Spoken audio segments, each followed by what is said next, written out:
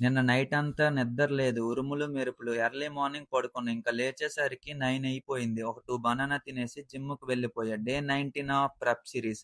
ఈరోజు వర్కౌట్ వచ్చేసి first variation bench ప్రెస్‌కి ఒక 3 సెట్స్ చేశా. Day by day energy drop అవుతుంది. బట్ ఈ టైంలో పుష్ చేస్తే చాలా బాగా ఇన్వాల్వ్ అవుతుంది. సెకండ్ వేరియేషన్ వచ్చేసి షోల్డర్‌కి లాటరల్ రైజెస్ చేశా ఒక 3 సెట్స్.